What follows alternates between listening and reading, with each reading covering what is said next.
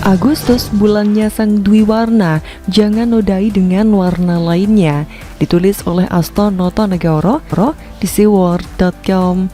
Halo, selamat datang di channel Tanda Seru. Bulan Agustus, bulan kemerdekaan Republik Indonesia. Agustus 2021 ini seluruh rakyat Indonesia berbahagia merayakan hari ulang tahun ke-76 Proklamasi Kemerdekaan Negara Republik Indonesia. Seluruh rakyat Indonesia dihimbau untuk mengibarkan sang Dwi Warna merah putih, bendera negara Republik Indonesia seperti pada bulan Agustus tahun-tahun sebelumnya. Agustus 2021 ini, himbauan tersebut tertuang dalam surat himbauan dengan nomor 003.1/3745-SJ perihal pengibaran bendera merah putih sejak 1 sampai dengan 31 Agustus 2021. Rakyat Indonesia menyambut baik himbauan tersebut dan terlihat sang Dwi Warna berkibar di kantor-kantor serta rumah-rumah penduduk dari ujung Sabang sampai Merauke, dari Miangas sampai Pulau Rote. Namun disayangkan, kibaran sang Dwi Warna diganggu oleh bendera negara lain yang nampaknya memiliki loyalis setia di negeri ini. Ya, kalau yang mengibarkannya itu berasal atau berkebangsaan negara tersebut itu sah-sah saja.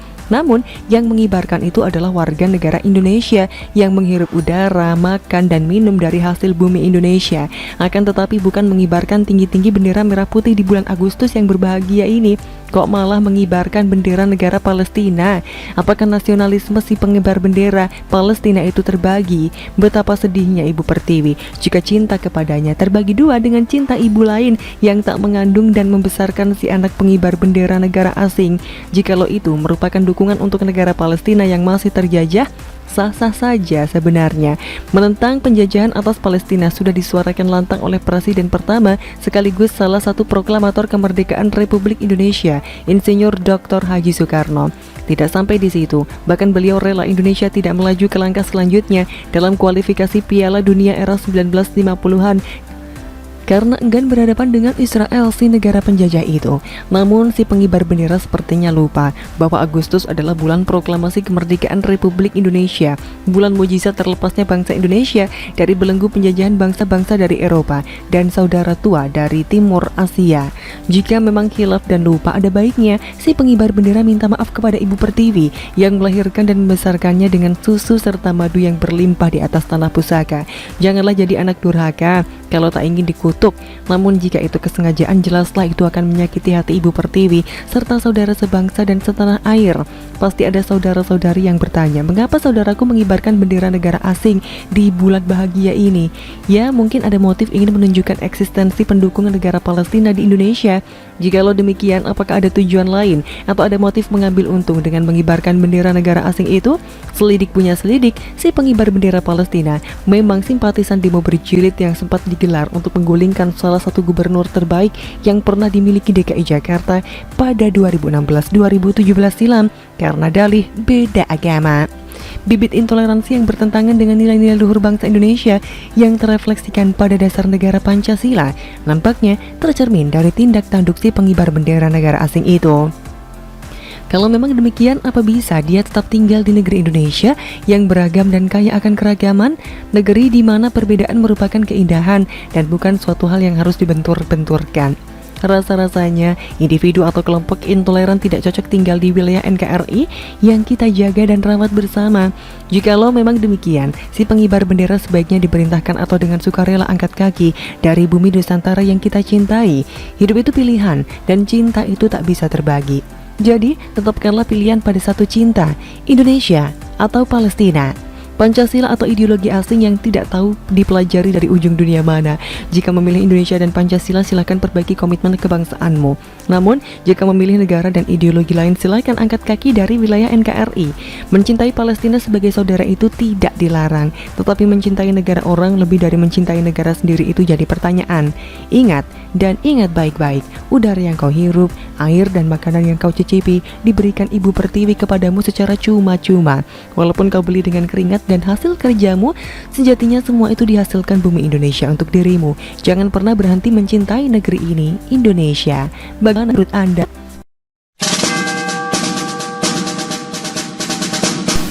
Rizik masih lama dalam kurungan, belum bisa bebas berkoar. Ditulis oleh Mr. Naiba di seaworld.com. Halo, selamat menyaksikan channel Tanda Seru. Rizik masih berjuang sendirian untuk membebaskan dirinya usai dinyatakan bersalah dalam 3 kasus yang menjeratnya, yakni hasil swab di Rumah Sakit Umi, kerumunan di Petamburan, dan Megamendung. Rizik yang selama ini mengklaim dirinya adalah imam besar dan di belakangnya akan ada jutaan lebih umat yang akan siap mati membelanya, kini hanya isapan jempol semata. Pun yang katanya para bohir dan para ahli-ahli hukum akan siap menjadi tamengnya, kini hanya bualan belaka. Semuanya pada kocar-kacir usai Rizik dipaksa menyerahkan diri sebelum pihak kepolisian bertindak lebih tegas lagi. Seharusnya, klaim kuasa hukum Rizik, Ikhwan Tuan Kota, hari Senin 9 Agustus 2021, si Rizik ini bebas sesuai dengan keputusan Pengadilan Negeri Jakarta Timur yang mestinya majelis hakim saat itu menetapkan kejelasan status penahanan Habib Rizik bila sudah menjalani 8 bulan penjara. Jadi, menurut hitungan mereka, semenjak ditahan 8 bulan lalu dalam kasus kerumunan Petamburan Jakarta dan Megamendung Bogor, si Rizik ini sudah bebas di tanggal 8 Agustus kemarin. Namun, Rizik malah diperpanjang masa penahanannya 30 hari ke depan.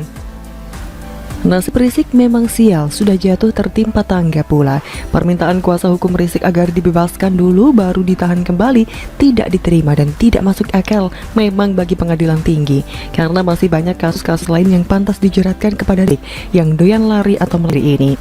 Pengadilan tinggi pastinya punya pertimbangan untuk menahan Rizik daripada membebaskannya, karena Rizik ini sangat licik dan liar, sehingga tidak mau kecolongan. Dengan kelihayan Rizik untuk melarikan diri adalah kewenangan Pengadilan Tinggi atau PT Jakarta yang memutuskan melanjutkan penahanan Habib Rizik dalam 30 hari ke depan terkait perkara lain, yakni swab Rumah Sakit Umi.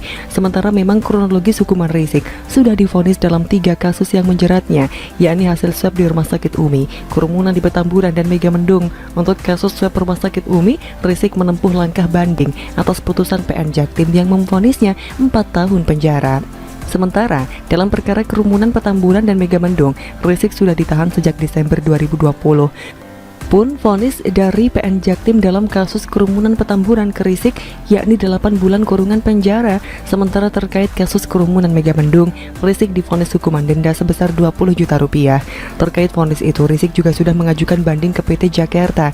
Namun Pengadilan Tinggi Jakarta dalam putusannya menguatkan vonis PN Jaktim dalam kasus kerumunan Petamburan. Majelis hakim yang mengeluarkan penguatan putusan itu adalah Sugeng Hiyanto selaku ketua dan anggota Tony Pribadi dan Yahya Syam.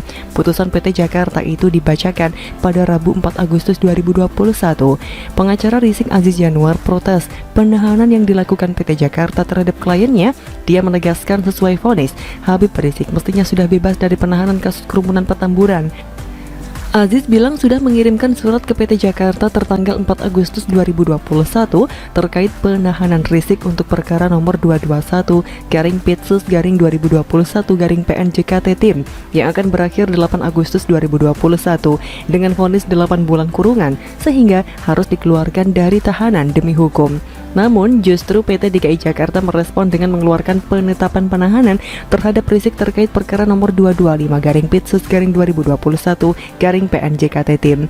Hal ini otomatis membuat para kuasa hukum Rizik mencak-mencak dan emosi, namun hanya bisa menumpahkan semuanya itu ke salah satu stasiun televisi yang selalu mengikuti perkembangan dan selalu terdepan dalam memberitakan kasus Rizik ini.